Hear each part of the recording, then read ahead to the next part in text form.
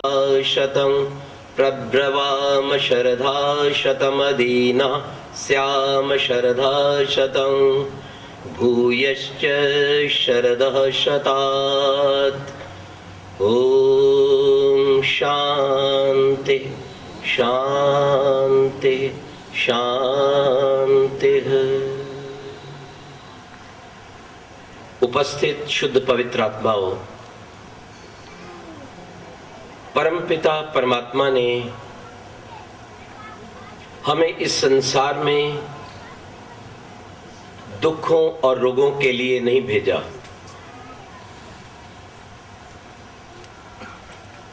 संसार के ऐश्वर्य और आत्मिक आनंद के लिए भेजा है। ये दुख और ये रोग ये हमारे अपने अज्ञान की देन है। क्या कोई माता पिता चाहता है कि उसकी संतान दुखी रहे?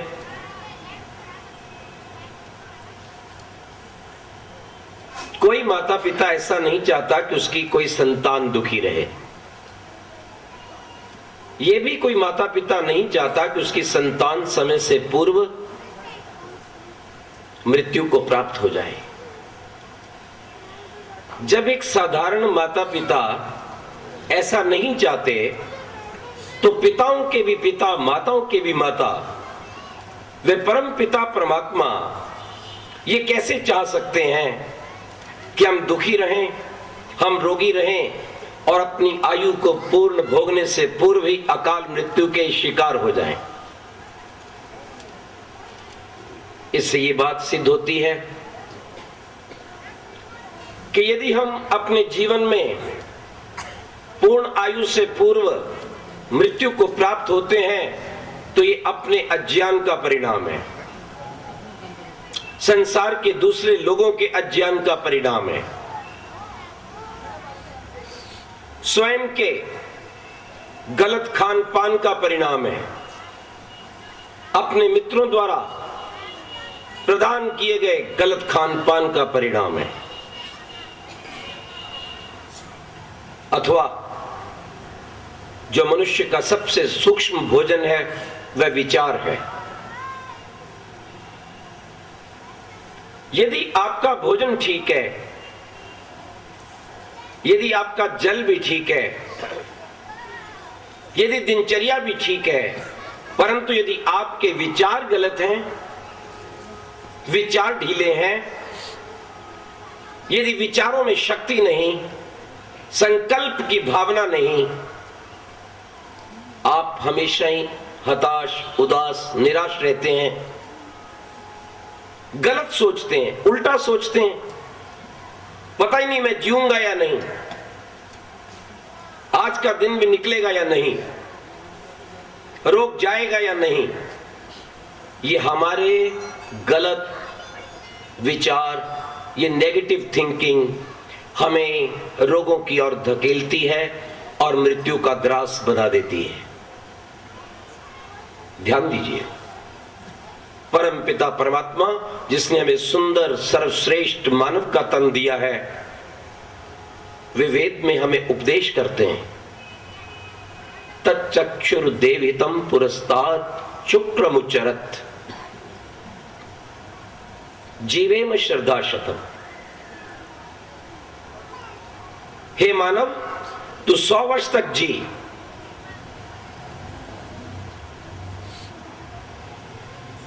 पश्येम श्रद्धा शतम, शृणुयाम श्रद्धा शतम, प्रब्रवाम श्रद्धा शतम। कैसे जी? देखता हुआ जी, 100 वर्ष तक अपनी आंखों से देखता हुआ जी, अर्थात 100 वर्ष तक तुम्हारी नेत्र शक्ति ठीक रहे, तुम सुनते हुए जियो, तुम्हारी श्रवण शक्ति भी ठीक रहे, तुम स्वतंत्र होकर जियो, इंद्रियों के, रोगों के और शत्रुओं के गुलाम बनकर मत जियो। अदीना श्याम श्रद्धा शतम।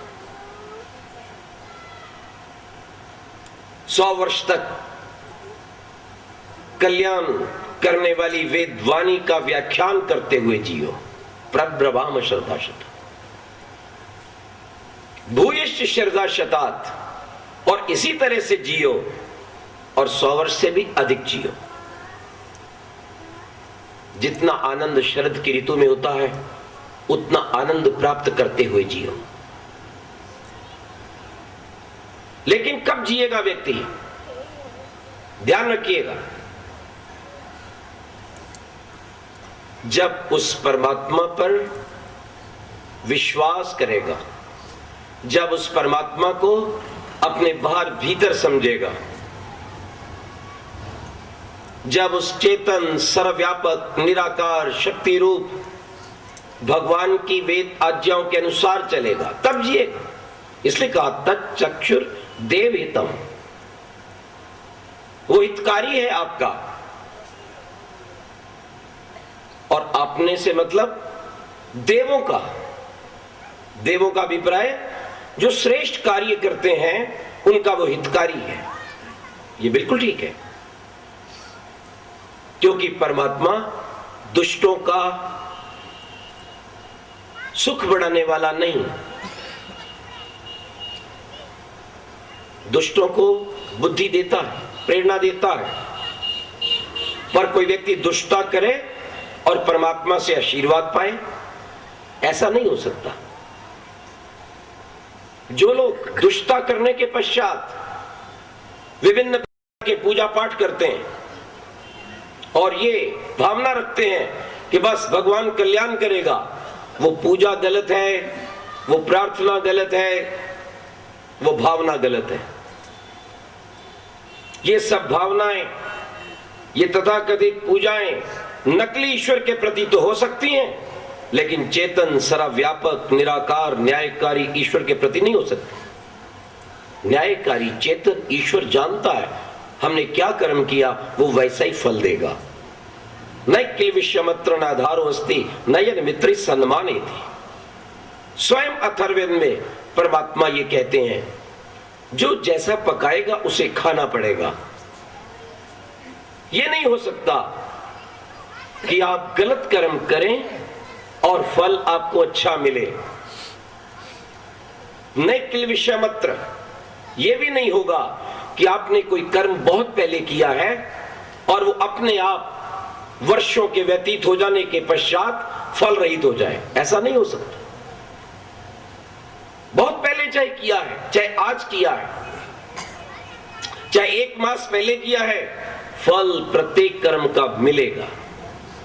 न आधारो अस्ति, कोई रिश्वत, जो भी कर्म हम कर चुके हैं उससे हमें मुक्त नहीं कर सकती। कोई चढ़ावा उस भगवान के दरबार में नहीं चढ़ता, वो रिश्वतखोर नहीं है।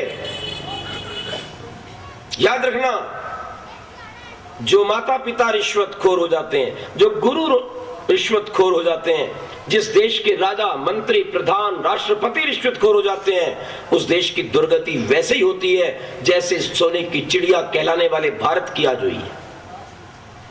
जितनी जितनी ये रिश्वत वोट की खाते गए, उतना उतना ये भारत आतंकवाद का गढ़ और नरक बनता चला गया। जितना जितना आप अपनी संतानों के साथ न्याय रहित व्यवहार करेंगे, उतनी संतानें नित्य बिगड़ती चली जाएंगी। अगर गुरु ऐसा व्यवहार करेगा तो उसके सब शिष्य ठीक आज की तरह ही चरित्रहीन, अनुशासनहीन, मात्र 4 अक्षरों को जानने वाले हो जाएंगे,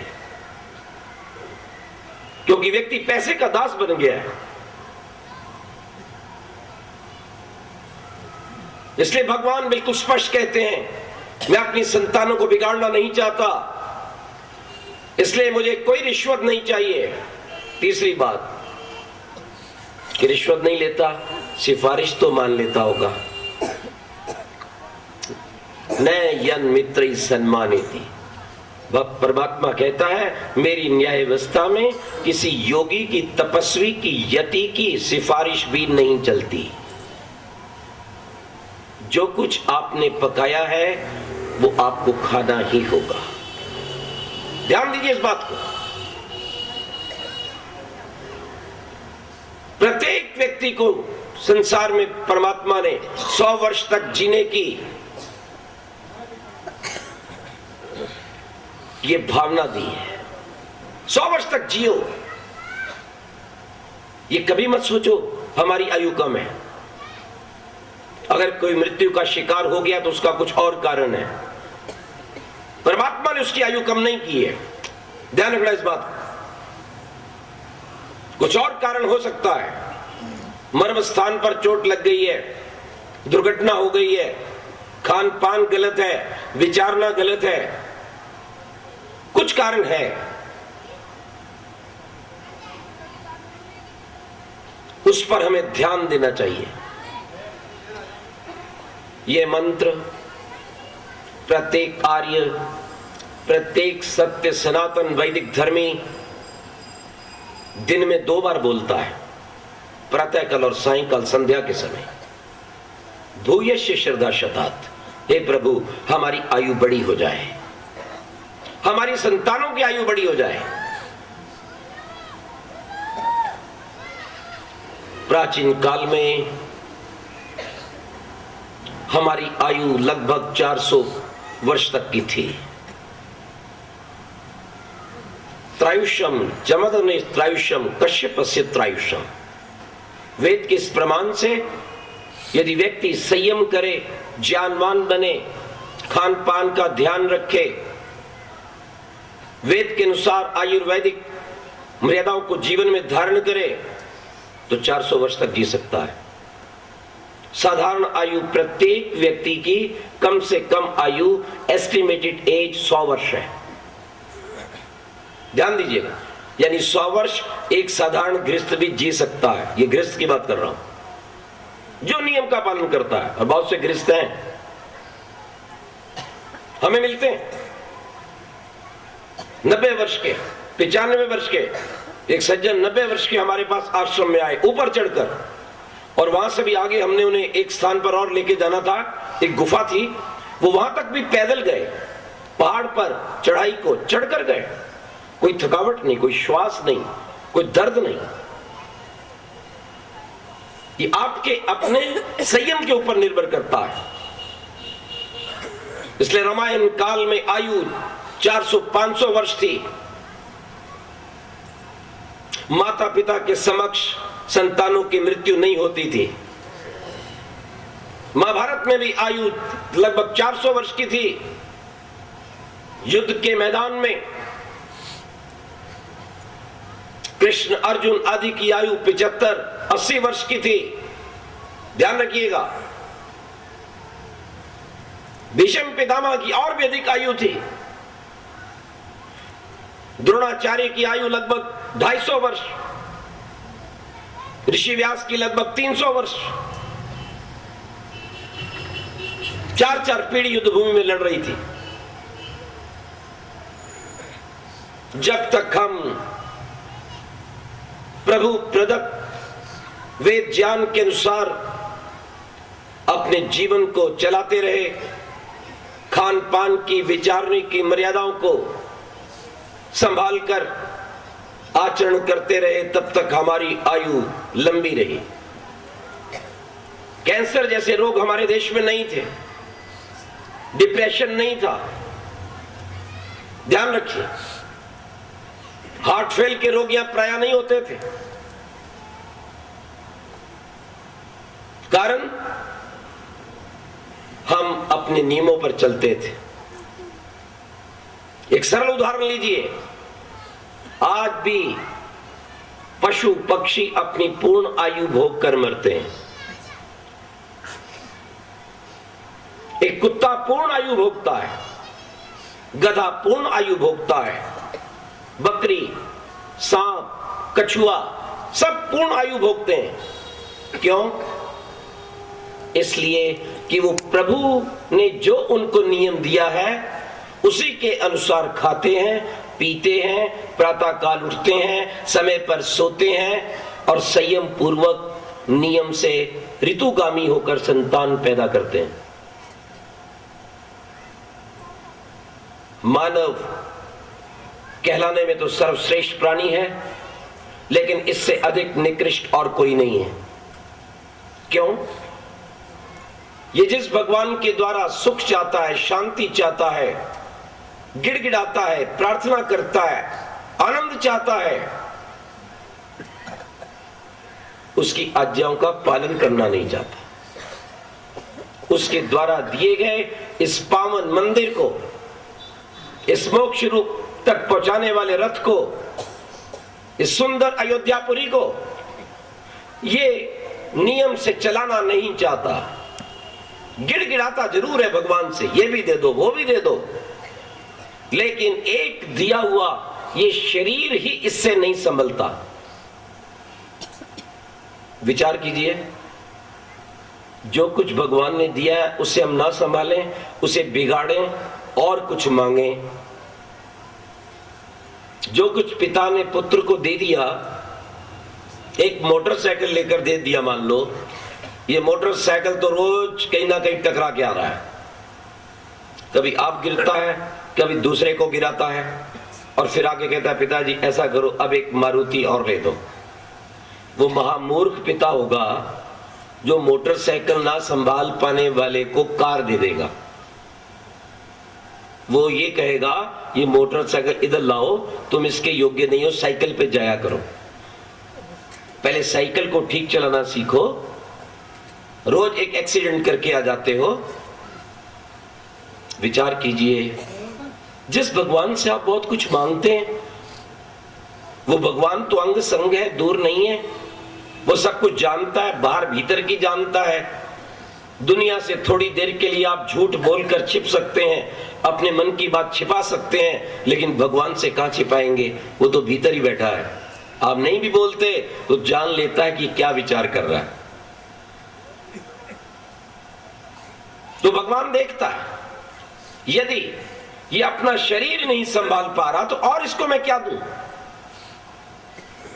ये स्थिति है आपकी। आज का व्यक्ति सुंदरता चाहता है, तेज चाहता है, शक्ति चाहता है, दीर्घ जीवन चाहता है, जल्दी कोई मरना नहीं चाहता। चाहता है कोई मरना? मरना बुरी बात नहीं है वैसे।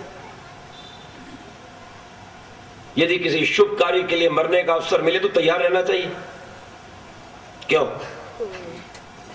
जिस देश और जाति में लोग शहीद होते हैं वो देश और जाति सदा उन्नत होती है, अपने स्वाभिमान की, स्वतंत्रता की रक्षा करती है, अच्छे काम के लिए। बुरे कार्य के लिए मत मरो। आज मुझे मोटरसाइकिल नहीं मिली तो मैं अब जा रहा हूं डूबने, या आत्महत्या करना है। आज मुझे पिकनिक के लिए जाने के लिए पैसा नहीं मिला तो हम जा रहे हैं मरने। आपके ये बच्चे आंगनू मांगनू तो 2-4 मिनट में ही गर्म हो जाते हैं, पता नहीं क्या खा पी के आपने पैदा किया।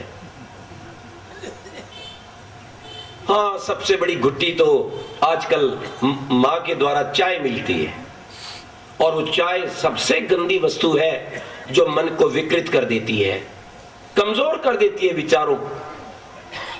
वो सोच ही नहीं पाता मैं क्या कर रहा हूं, क्रोध और आवेश में आ जाता है।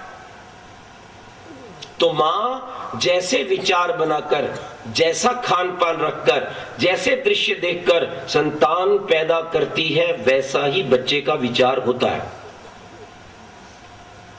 ध्यान रखिएगा। ये चाय, ये सत्यानाश का पहला कारण है जो आपके स्वास्थ्य को बिगाड़ रही है। पाश्चात्यकरण ने भारत की कमर तोड़ दी है, और सबसे बड़ी हानि हुई है कि भारतीयों का स्वास्थ्य, भारतीयों का तेज, भारतीयों की सुंदरता इसने लूट ली है। गुलाम हो गए लोग। बिना ब्यूटी पार्लर जाए बेचारे ब्यूटीफुल ही नहीं दिखते। छोटे छोटे बच्चे गुलाम बन गए ब्यूटी पार्लर। मैं एक दिन मुंडन करवाने गया, कभी कभी उस तरह फेरते हैं, बाल बढ़ जाते हैं। मैं नाई के पास बैठा था, एक स्कूल का बच्चा बैठा हुआ है और नाई पता नहीं क्या कर रहा है, उसके सफेद सा लगा रखा, फिर धागा सा चला रहा है। हमने कहा क्या कर रहे हो? कहते हैं जी आज टीचर्स डे है। मैं कहा बड़ी विचित्र बात है, दिन तो अध्यापक का है और रगड़ाई ये करवा रहा है। कितने गुलाम है, कितना पैसा बर्बाद, कितनी चिंता। एक एक माता बहन के कमरे में जाओ, उसके ड्रेसिंग टेबल पे देखो जाकर 20-25 चीजें, स्नानागार में जाके देखना 36 तरह की चीजें। कितना टाइम बर्बाद करती हैं आप। हो गई सुंदर, सब गोरी हो गई है, सब बहुत सुंदर है। एक थोड़ी सी पानी की बूंदें पड़े, सारी सुंदरता बहकर नाली में चली जाती है। याद रखो, विज्ञापन आता है, उस विज्ञापन के आप गुलाम हैं, आप समझ नहीं पाते, बुद्धिमान नहीं बनते। ये साबुन लगाओ, ये क्रीम लगाओ, गोरे हो जाओगे। क्या गोरा बहुत अच्छा होता है क्या? काले बुरे हैं क्या? क्यों जी? और कोई आज तक गोरा हुआ? किसी भैंस को क्रीम लगा के देखना इनकी। अगर कोई भैंस सफेद हो जाए तो हम मान लें। हाँ, आयुर्वेदिक प्रयोग करेंगे तो शायद आपका रंग निखर जाए, तेजस्वी और सुंदर आप बन जाएं। इन क्रीमों से कुछ होने वाला नहीं। यज्ञ कीजिए सुंदरता के लिए, आंवले का अधिक प्रयोग कीजिए सुंदरता के लिए, प्राणायाम कीजिए, गाय का दूध पीजिए, देखिए सुंदरता हिलोरे मारेगी। मैं कभी कभी कॉलेज में बोलने जाता हूं तो बच्चे प्रवचन सुनने के बाद थोड़े से जानकार हो जाते हैं, पास में आते हैं और कहते हैं आचार्य जी कौन सा साबुन लगाते हैं? मैंने कहा भैया कभी मिल जाए तो लगा लेते हैं, कभी नहीं लगाते, कभी मुल्तानी भी रगड़ लेते हैं, क्रीम तो शायद ही कभी कोई लगाई हो। और आजकल धूली और ये कालक कार्बन इतनी है कि साबुन लगाना पड़ता है। कह लगे फिर आप कौन सा टॉनिक लेते हैं?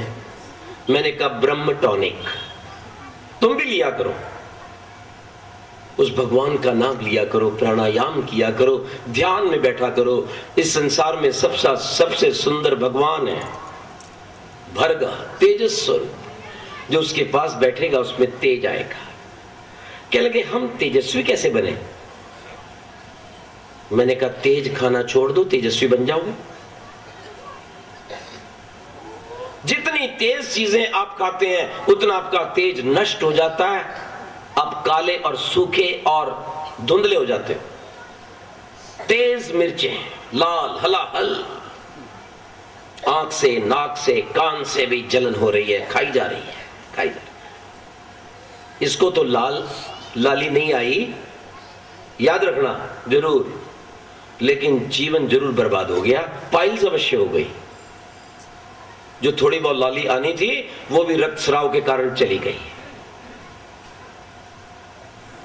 तेज खाने से तेज तो नहीं प्राप्त हुआ, आंखें जरूर चली गई लाल मिर्ची से। खाओ, खिलाओ, आचार्य जी ऐसा है, अच्छा ही नहीं लगता। हाँ, मैंने कहा बोरी में डूब जाओ, लगाया करो मुंह पे लाल मिर्च। बताइए, तेज चाय, गर्मा गर्म, ज्यादा नमक, ज्यादा खटाई, ज्यादा तेज प्रकाश, ये सब जीवन के तेज को नष्ट करते हैं। ध्यान दीजिए, जितनी तेज अधिक आप ये वस्तुएं खाएंगे आपका तेज नष्ट हो जाएगा। और जितना शांत भोजन करेंगे, काली मिर्च, अदरक, धनिया, थोड़ा कम गरम, गाय का दूध, स्वदेशी काढ़ा, गुरुकुल की चाय, देखिए आप खाकर। खटाई तो आंवले की खटाई 40 दिन प्रयोग करके देखिए। अगर आप तेजस्वी और सुंदर ना बने तो 40 दिन प्रयोग कीजिए और अपनी संतानों को करवाइए। याद रखिए, जब आप ऐसा भोजन करेंगे, शांत भोजन करेंगे, ना बहुत गर्म ना बहुत ठंडा, शरीर को भी बर्बाद करता है, दांतों को भी उखाड़ देता है, तब आप अपने आप तेजस्वी बनेंगे, आपकी शक्ति रुकेगी।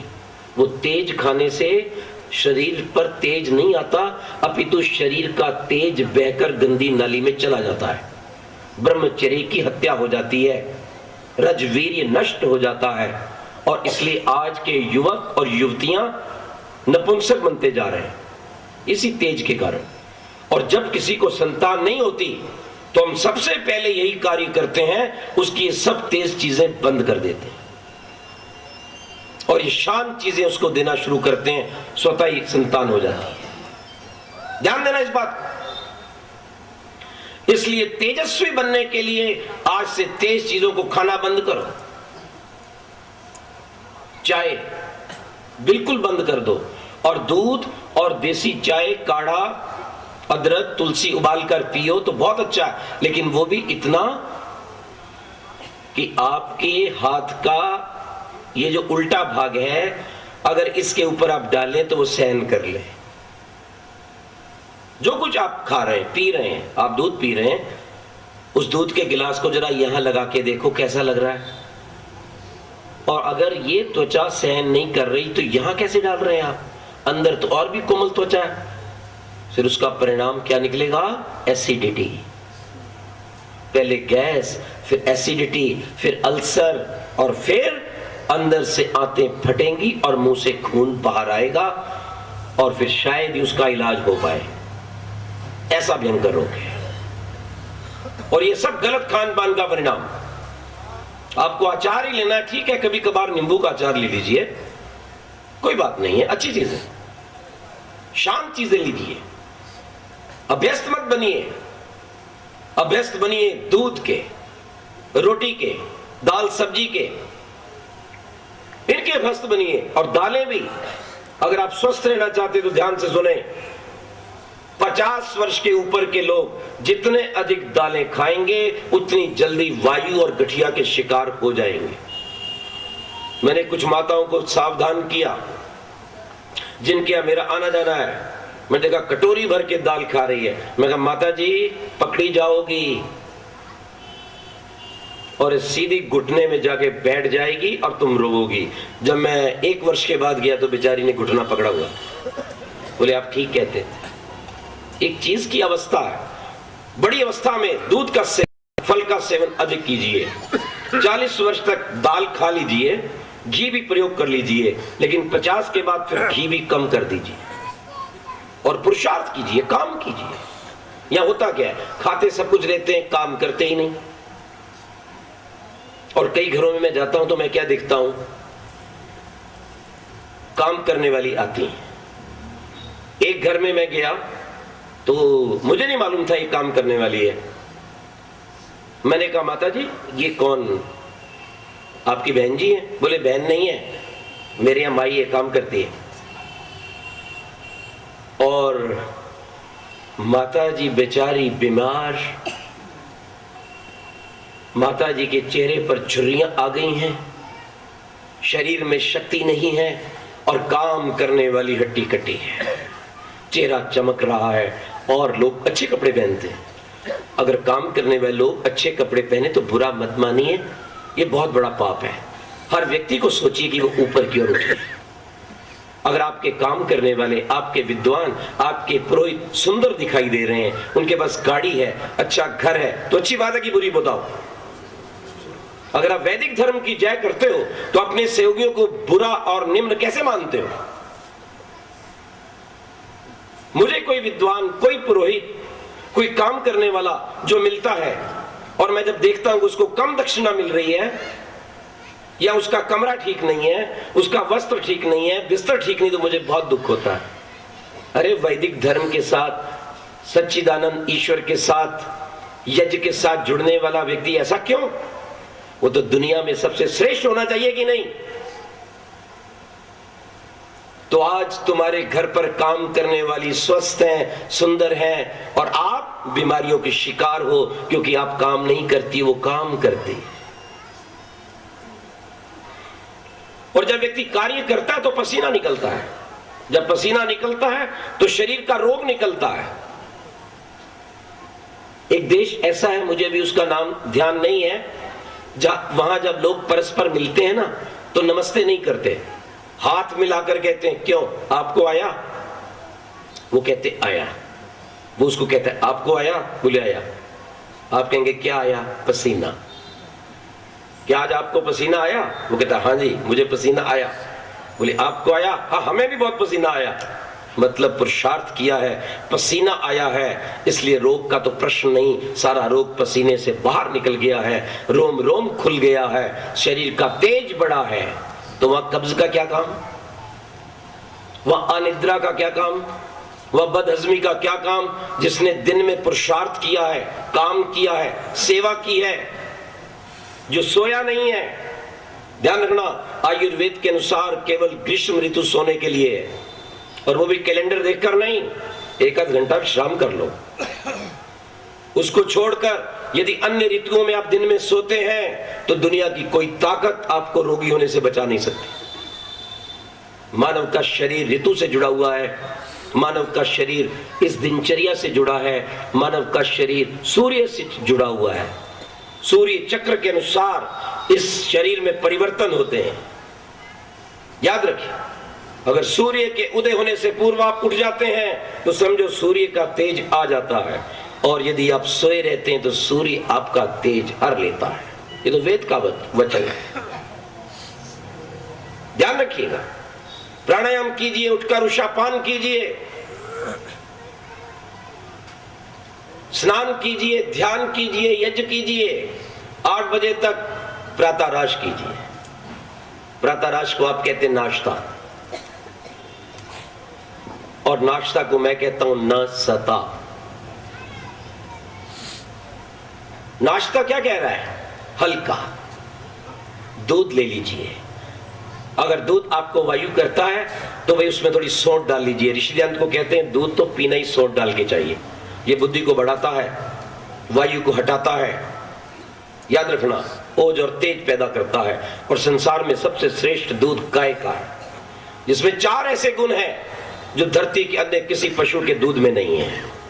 बीटा कैरोटीन से लेकर अन्य तक कैंसर को दूर हटाते हैं, सुंदरता देते हैं, पेट में गड़बड़ नहीं होने देते, और आपको शक्ति देते हैं भरपूर। लेकिन मूर्ख और नादान व्यक्ति गाढ़ा दूध ढूंढता है मार्केट में। हमने कई युवकों को प्रेरणा दी, आप गौएं रखिए।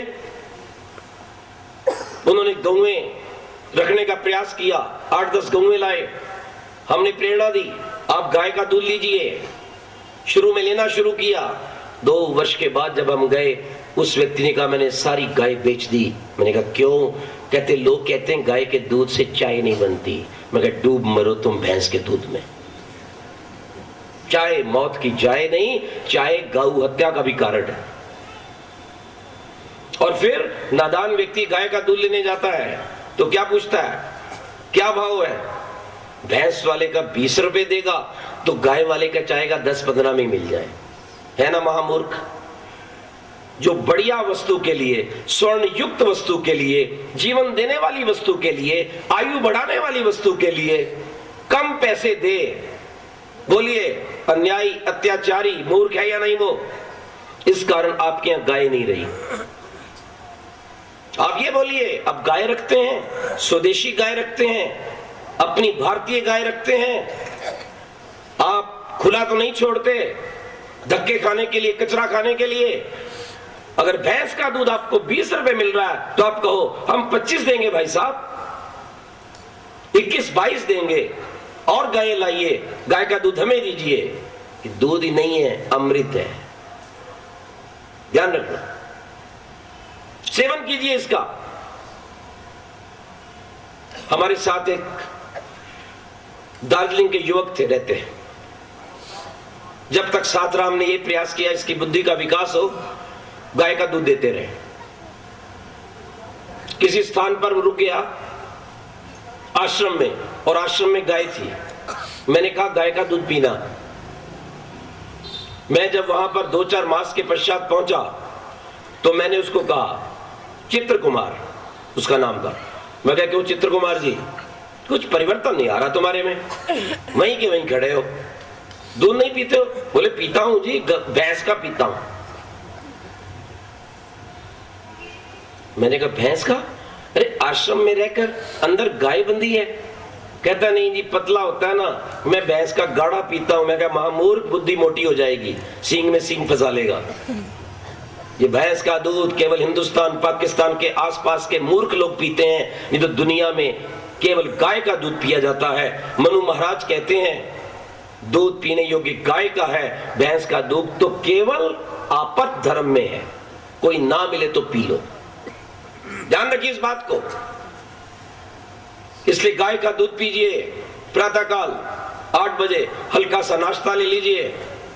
जिन बच्चे छोटे हैं, युवा हैं, वो दलिया ले सकते हैं, फल ले सकते हैं, आप कोई भी मीठा खजूर ले सकते हैं। 12 के आसपास भोजन कीजिए, फिर सायंकाल उसी तरह से शौच जाइए। 5-6 बजे के लगभग संध्या प्राणायाम करने के पश्चात सोने से 3 घंटे पूर्व भोजन ले लीजिए। और भोजन में सबसे बड़ी ध्यान देने की बात है कि पानी बात में भूल के भी मत पीजिए। जब भी जल पीजिए तो लगभग आधे घंटे के पश्चात पीजिए, अथवा अगर साथ लेने की इच्छा हो तो आधे भोजन के बीच में लीजिए, 2, 4, 5 घूंट। वो अच्छा आयुर्वेद की दृष्टि से। बिल्कुल पानी ना पीना भी गलत है और ज्यादा पीना भी गलत है। आचमन करके प्रभु का धन्यवाद कीजिए, भोजन ग्रहण कीजिए, बीच में 2, 4, 5 घूंट पीजिए, अंत में पुनः आचमन करते हुए उस प्रभु का धन्यवाद कीजिए। आप देखेंगे आपके शरीर की कोई व्याधि नहीं रहेगी। ये मैंने सब कुछ अपने शरीर पर पहले अपनाया है, जो मैं आपको बता रहा हूं। मेरा शरीर बड़ा कमजोर था, हड्डियों का ढांचा था, अनेक रोग थे। याद रखना, हमें कोई देखना ही पसंद नहीं करता था, उठाने की तो बात ही दूर है। दुनिया भर के हकीम डॉक्टर फेल थे, सबने हाथ खड़ा कर दिया था, घर वालों ने भी, डॉक्टरों ने भी, पर मैंने आशा नहीं छोड़ी। मैं वैदिक धर्म की शरण में आया, आयुर्वेद की शरण में आया। मैंने अपनी दिनचर्या को ठीक किया, मैं ऋषि ध्यान के जीवन को पढ़ा, क्या खाते हैं, कब उठते हैं, क्या करते हैं, कैसे सोते हैं। हमें सोना भी नहीं आता, 8 श्वास सीधे, 16 दाएं, 32 बाएं, पता नहीं चलेगा, आपको नींद आ जाएगी गहरी। मैंने जब से दिनचर्या अपनाई, प्रभु की अपार कृपा से रोग चले गए, एक नया जीवन का उदय हुआ। आज लोग देखने वाले ये सोच भी नहीं सकते कि ये वही पुराना व्यक्ति है जिसकी पूरी हड्डियां दिखाई देती थी, जिसकी गालें पिचकी हुई थी, जिसके चेहरे के ऊपर पीलापन था। सोच नहीं सकते वो। आपका जीवन बदल सकता है यदि आप इस जिह्वा का थोड़ा सा स्वाद छोड़ दें। आपके रोग हट सकते हैं। समय पर खाइए, ठीक खाइए, और रात को वायु करने वाली चीजों से बचिए, जैसे खीरे आदि, चावल आदि, दही आदि। दही तो वैसे नहीं खाना चाहिए। यानी आपके रोगों का कारण रात को दही खाना है।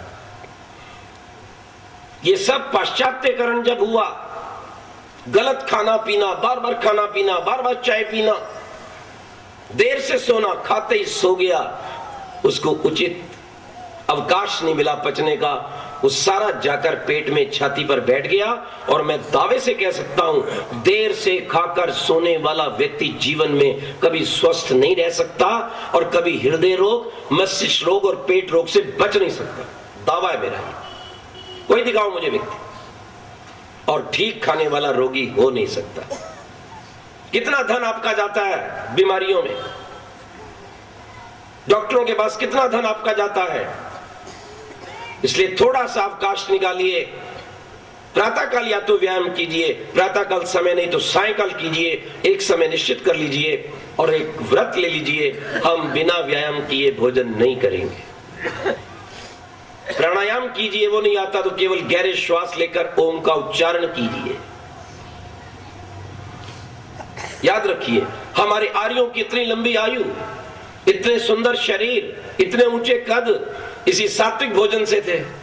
ये गाय के दूध से थे, जौ के दलिए से थे। जौ व्यक्ति के कद को बढ़ाता है, मस्तिष्क को बढ़ाता है। जौ ऐसा अन्न है। याद रखिए, चना शुगर को ठीक करता है, इसलिए अपनी गेहूं में जौ और चना अवश्य मिलाइए। देखिए आपका ये भोजन ही परम औषध बन जाएगा। केवल खाने पीने का उचित समय आपको रोगों से बचा सकता है। और एक बात और ध्यान रखिए, जब आप एक बार खा लें तो 4 घंटे बाद फिर कुछ खाएं, बीच में ना खाएं। बहुत छोटे बच्चे हैं, 3 घंटे की बात हो सकती है। हमने अब तक ये नियम रखा हुआ है, जब एक बार खा लेते हैं, भोजन किया, फल खाया, तो बीच में कोई आया, मैंने कहा नहीं भैया हम नहीं खा सकते। ठीक, ये अगर आप नियम बना लेंगे कि जो कुछ आपने पेट में डाला उसे पचने दो, फिर और डालो। पहला तो बेचारा पचा नहीं और आपने डाल दिया, वो रोग पैदा करता है। 3 चीजों के ऊपर शरीर खड़ा है, ध्यान रखिए। सबसे सूक्ष्म भोजन है मानव के शरीर का सुंदर, सात्विक, प्रेममय, कल्याणमय विचार, सबसे पहला भोजन। दूसरा भोजन शुद्ध वायु, जल, और तीसरा है अन्न। यदि आपके विचार सुंदर हैं, शुद्ध हैं, परोपकारी हैं, किसी को हानि पहुंचाने वाले नहीं हैं, शत्रुता वाले नहीं हैं, द्वेष करने वाले नहीं हैं, किसी की उन्नति को देखकर आपको कोई परेशानी नहीं है, तो आप रोगों से बच सकते हैं। योग दर्शनकार यही बात कहता है, मैत्री करुणा मुदितोपेक्षा नाम सुख दुख पुण्य पुण्यानाम भावना तस् चित्त प्रसादनम। इससे चित्त, इससे आपका मन शांत रहेगा। याद रखो, मैत्री मैत्री करो जो सुखी और धनाढ्य हैं, करुणा करो जो दुखी व्यक्ति हैं, मुदित साधु संत मिले, तेजस्वी मिले, तो ये मत सोचो अरे पल रहा है बाबा, पीरियड हो गया है। यही मैं रोहतक में एक बार कार्यक्रम देने के लिए आया, बस अड्डे पर उतरा, 3-4 नौजवान खड़े थे, बाबा पीरियड हो रहा है, घिच हो रहा है, लाल माल खाता होगा। मैंने कहा इस व्यक्ति को अज्ञान है, मैं क्या कहूं, कितना माल खाते हैं। मैंने कहा अगर ये 3 दिन मेरे साथ रह जाए तो पूरा भाग खड़ा हो, 3 दिन तो सवाल ही नहीं पैदा होता। जब सुबह उठाऊंगा ना 4 बजे और सुलाऊंगा 10 बजे और पूरा दिन काम और समय पर भोजन और बार बार बकरी की तरह खाने नहीं दूंगा, ये तो शाम तक ही भाग जाएगा। बोले पीरियड हो रहा है। शक्ति, तेज, सुंदरता ज्यादा खाने से नहीं आती, पचाने से, संभालने से आती है। आपने खाकर कितना पचाया, कितना संभाला, वो आपकी सुंदरता और शक्ति का कारण बनता है। इधर खाते गए, उधर निकालते गए, कहां शक्ति आएगी। सत्संग चल रहा था, शांति पाठ हुआ, एक युवक भीड़ को चीरकर आ गया, नमस्ते जी, और नमस्ते करके तुरंत उसने अपना सिर पैरों पे रख दिया। मैंने बहुत कोशिश की पीछे करूं, पकड़ लिया, हाथों से पकड़े रखा और सिर लगाए रखा। अरे मैंने कहा भैया बहुत हो गया, अब काफी लंबा प्रणाम तुमने कर दिया, सिर पे हाथ भी फेरा, आयुष्मान तेजस्वी, अब छोड़ दो। छोड़ने को तैयार नहीं, और मुझे लगा कि गीला गीला कर रहा है कुछ, यानी उसकी आंखों से आंसू भी निकल रहे हैं। हमने कहा उठो भैया क्या कर रहे हो। मैंने पहचाना नहीं, हाथ जोड़ के कहने लगा मुझे क्षमा करना। मैं कहा क्यों, आपने मेरा क्या बिगाड़ा। कहता नहीं, उस दिन बस अड्डे पर मैं ही था और मेरे साथी थे, मैं आपको जानता नहीं था, आप तो बहुत अच्छी बात बताते हैं और मेरे मुंह से बहुत बुरा निकला, इसलिए मैं पश्चाताप कर रहा हूं। मैं कहा तुम बहुत अच्छे बच्चे हो, जो व्यक्ति गलती करने के बाद पश्चाताप कर लेता है वो निश्चित महान बनता है, ये पक्की बात है। ये वही युवक था। इसलिए आपको अगर साधक, देश धर्म हित पर्यटन करने वाले साधु सन्यासी त्यागी तपस्वी मिले, सुंदर मिले, ऐश्वर्यशाली मिले, तो उनको देखकर परेशान मत हो, पूछो महाराज आप इतने प्रसन्न, इतने तेजस्वी, सुंदर कैसे हैं, हमें भी कुछ सूत्र फार्मूले बता दो तो ज्यादा कल्याण होगा। और दुष्ट लोग सभी युगों में रहे हैं, आज भी हैं, तब भी थे। क्या शिव जी के समय नहीं थे, क्या राम के समय नहीं थे? क्या कृष्ण के समय नहीं थे? हमेशा थे। प्रयास कीजिए समझाने का, उपाय कीजिए रास्ता दिखाने का, लेकिन नहीं माने तो उपेक्षा कर दीजिए। शांति का तरीका उपेक्षा। प्रभु बस आप ही इसको मार्ग दिखाओ, किसी और को सौंप दो जिनका एक काम है, आप भैया इनको मार्ग दिखाना, अब हमारे बस में नहीं है। उपेक्षा कर दो, ना उससे शत्रुता ना उससे मित्रता। प्रभु इसका कल्याण करे, इसको सदमार्ग का दर्शन कराए, तो आपका मन शांत रहेगा। ध्यान दीजिएगा। इसलिए विचारों को यदि आप अच्छा बनाएंगे, गणात्मक सोच रखेंगे, पॉजिटिव थिंकर बनेंगे, तो आपका जीवन महान बनेगा, तेजस्वी सुंदर बनेगा, रोग चले जाएंगे। अगर आप विपरीत विचार रखेंगे तो जो रोग नहीं आना वो भी आ जाएगा। होता क्या है, बालक का जन्म होता है और मूर्ख लोग एक पत्री बना देते हैं, इसकी इतनी आयु होगी, ये दुर्घटना आएगी, फिर रोग आएगा, शायद बच भी ना पाए, बस ये रोग लग गया। वो माता पिता सोचते रहते हैं, वो स्वयं रोगी हो जाते हैं।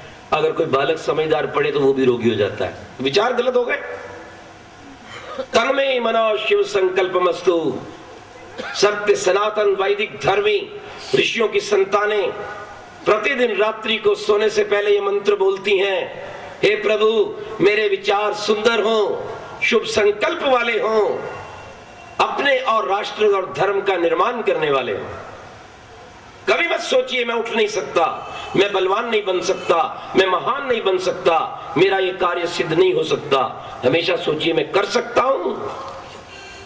वेद के शब्दों में अहम इंद्रो न पराजिज्ञ, मैं प्रभु पुत्र हूं, मैं इंद्र की संतान इंद्र हूं, ऐश्वर्यशाली हूं और मेरे कार्य सिद्ध होंगे। जब आप ऐसा सोचेंगे तो निश्चित रूप से आपको सफलता मिलेगी हर क्षेत्र में। जो व्यक्ति नहीं भी आपकी बात मानता, आपकी मानसिक शक्ति के कारण वो आपकी बात मानेगा। अनेक बिगड़े हुए कार्य सिद्ध हो जाएंगे। हमने अपने जीवन में ऐसे बहुत से परीक्षण किए हैं।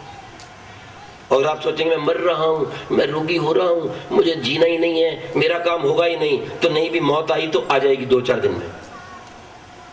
एक उदाहरण देता हूं आपको। एक व्यक्ति जा रहा था अपने मित्र के साथ गांव की ओर। एक लंबा सांप निकला, काला सांप, कौड़ियों वाला।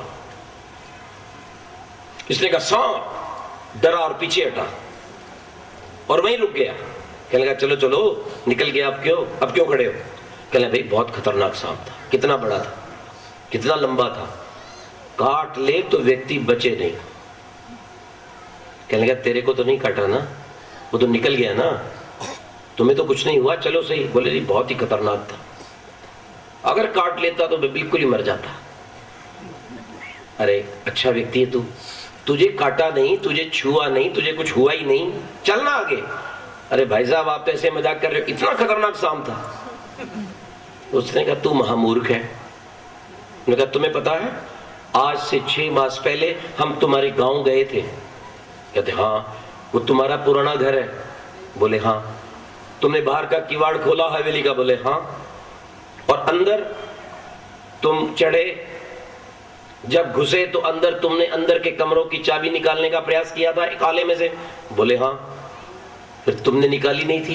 बोले हाँ, मुझे कुछ किसी ने काट लिया था, तो फिर मैंने तुम्हें निकाल के दी थी। एक स्टूल खींचा, पकड़ा और मैंने चाबी उठाई। जानते हो मैंने तुम्हें बताया नहीं था, वो सांप ही था, वो निकल गया था। मैंने कहा डर ना जाए। कहता अच्छा, देख देख तेरी उंगली पे निशान। कहता मुझे सांप ने काटा था? बोले हाँ, वो सांप ही था। मूर्ख है तू। अरे तुझे सांप ने काट लिया और तू मरा नहीं, और देखकर तू घबरा रहा है। कहता मुझे सांप ने काट लिया? सचमुच मुझे सांप ने काटा था? कहते कहते वो व्यक्ति आधे घंटे में मर गया। जब आप अपने मानसिक विचारों को कमजोर करते हैं, जब बच्चों को डराते हैं, तब ये परिणाम निकलता है, हमारी संतान, हमारा देश कमजोर होता है। इसलिए अच्छे विचारों को रखिए, उत्थान करने वाले विचारों को रखिए, आप महान बनेंगे। एक व्यक्ति अंधेरे में गया, खटका हुआ और ढह गया, कुछ नहीं था कमरे में, ना गोली चली ना खंजर, खरोच तक नहीं आई, मर गया। क्यों मर गया?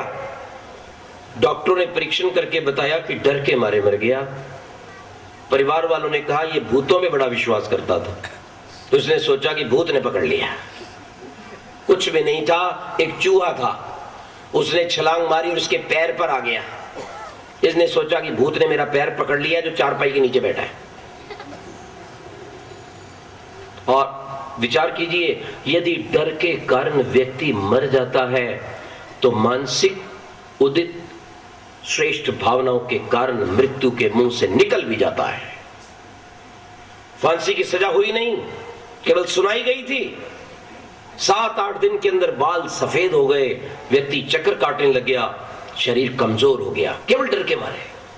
और यदि आप ये भावना बनाएं, मैं ईश्वर की संतान हूं, मैं ऋषियों का पुत्र हूं, मैं महर्षि दयानंद का सिपाही हूं, मैं बलवान बनूंगा, कौन मुझे मार सकता है, मैं 100 वर्ष तक निश्चित जीऊंगा, अरे जी के दिखाऊंगा, विद्वान बन के दिखाऊंगा, इस भारत की बेड़ियों को काट के दिखाऊंगा, गौ की रक्षा करूंगा, अपनी संतान को महान बनाऊंगा, तो आपको ऐसे विचारों से शक्ति मिलेगी। शुद्ध वायु लीजिए प्राणायाम के द्वारा प्रातःकाल, शुद्ध जल पीजिए छान कर। आज अनेक रोगों का कारण गंदा पानी है। शुद्ध अन्न खाइए, सड़ा हुआ जंक फूड मत खाइए बाजारों का, ये पिज्जा और ये पता नहीं क्या क्या सड़ी रहती हैं चीजें, जंक फूड उसका नाम है। बताओ, जिसका नाम ही जंक फूड है वो आपको कैसे सुंदरता, कैसे तेज और कैसा स्वास्थ्य प्रदान कर सकता है।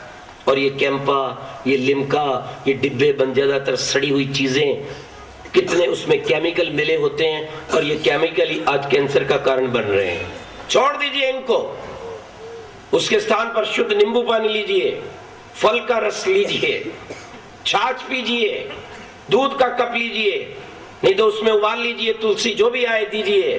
क्या करें जी, फैशन नहीं है। तो मैंने कहा फैशन मरने का बनाना चाहते हो या जीने का? मैं बंबई में एक बहुत धनाढ्य परिवार के यहां गया, फैशन बन सकता है।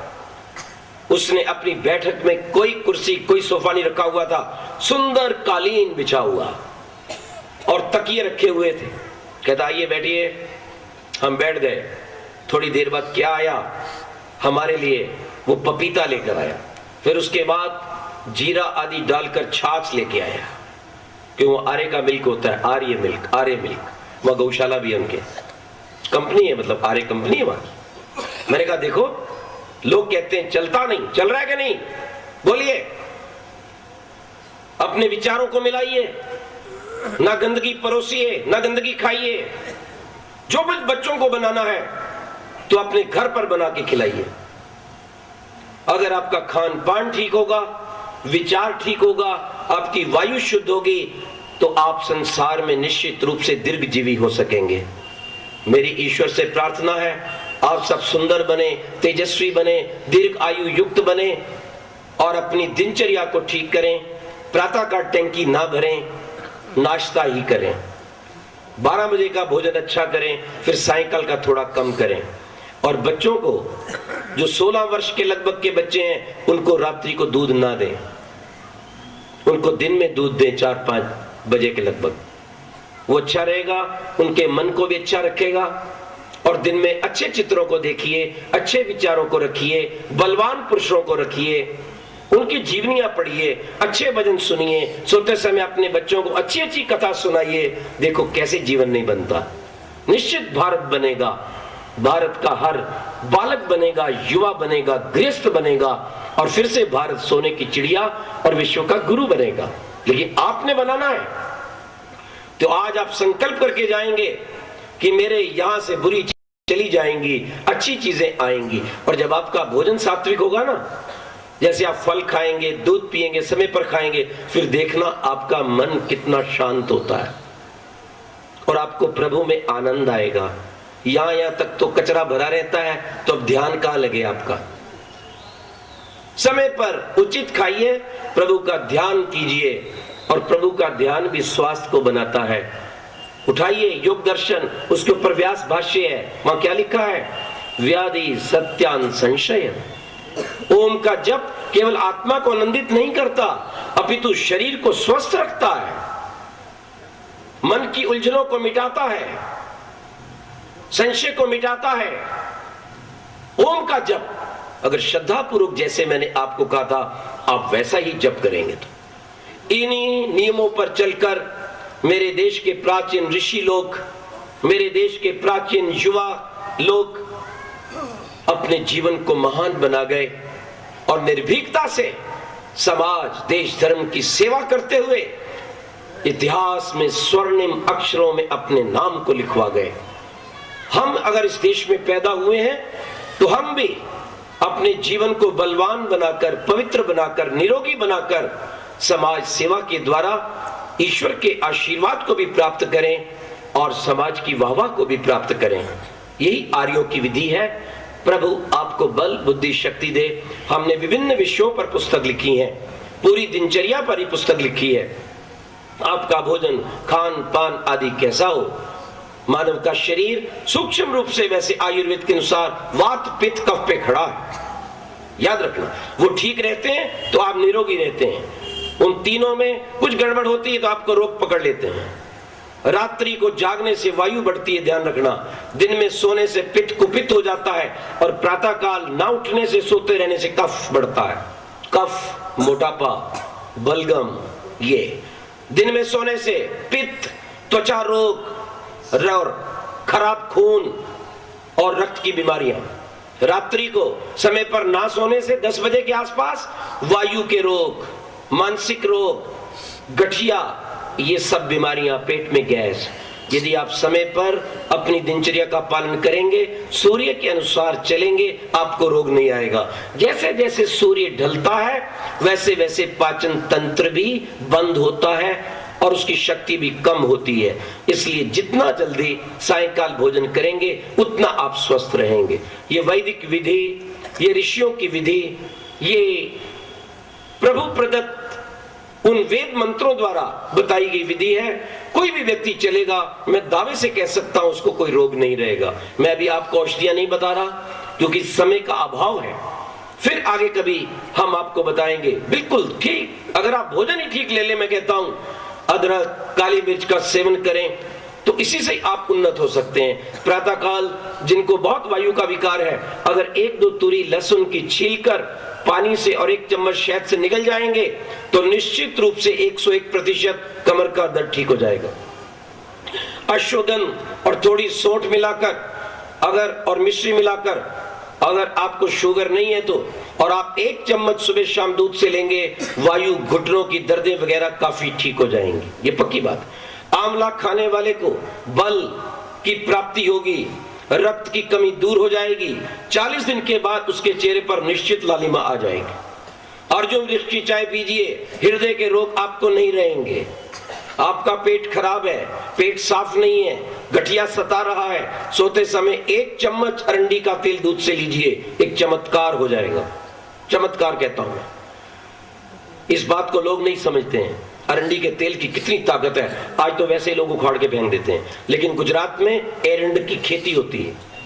अद्भुत शक्ति है। जो कार्य किसी गाड़ी में इंजन ऑयल करता है, वही कार्य एरंड का तेल इस शरीर में, इस बॉडी में करता है। ध्यान रखिए इस बात।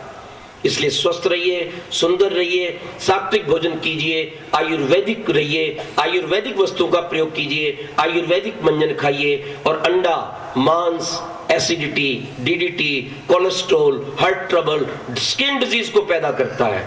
जहां प्राणियों की हत्या होती है वहां मानव का शरीर कब्रिस्तान बनता है, शमशान बनता है। मुझे तो समझ नहीं आता, घर में कोई व्यक्ति मर जाए तुरंत निकालो, बाहर जाओ। आप जाके बाहर संस्कार करते हैं। और दूसरी और आप क्या करते हैं, एक मुर्गे बकरे की अंडे की लाश लेके आते हैं और घर में कुकर में डाल के उसको जलाते हैं। उसकी पूरी की पूरी हवाएं निकलती हैं। तो व्यक्ति मुर्दे को, अपने माता पिता को तो रखना नहीं चाहता, जब जला के आता है बोले छींटा लगाओ, स्नान करो, गजब की बात है। लेकिन घर में मुर्गे बकरे की लाश को ये जलाकर पूरे घर में हवा गंदा करता है, तब क्या होता है? कितनी शर्म की बात। याद रखिएगा, किसी को रक्त भी देना हो तो देखा जाता है कौन सा ग्रुप है। तो मांस खाने वाले भी ग्रुप मिला लिया करें कि अम्मा से मेरा ग्रुप मिलता है या बापू से, बेटे या बेटी से, तब उनको पता लगेगा। ऐसे मत सेवन करो, बर्बाद कर देगा जीवन को। इसलिए मांस, अंडा, शराब, इन चीजों को छोड़कर सात्विक भोजन, दूध पीजिए, दिन में 5-6 बार पानी पीजिए, फल खाइए, सलाद खाइए। और सलाद के विषय में एक बात ध्यान रखिए, यदि आपके आसपास सीवर वाटर की खाद प्रयोग होती है गोबर को छोड़कर, तो कभी भी कच्चा सलाद मत खाइए यूं ही, जब तक उबलते पानी में आप ना धो लें, नहीं तो निश्चित आप रोगों के शिकार हो जाएंगे। शुद्ध चीज का सेवन कीजिए, जो कुछ भी खाइए पारदर्शी खाइए। जितना शुद्ध ताजा खाएंगे उतनी दीर्घ आयु को, उतने मन की शांति को और सुंदरता को प्राप्त करेंगे। यही भूयश्च श्रद्धा शतात, 100 वर्ष से अधिक निरोग रहकर सेवा साधना करते हुए जीवन व्यतीत करने का ढंग है। प्रभु आपको बल बुद्धि शक्ति दे, इस मार्ग पर चलकर आप अपने जीवन को महान बना सकें। ओम शांति शांति शांति।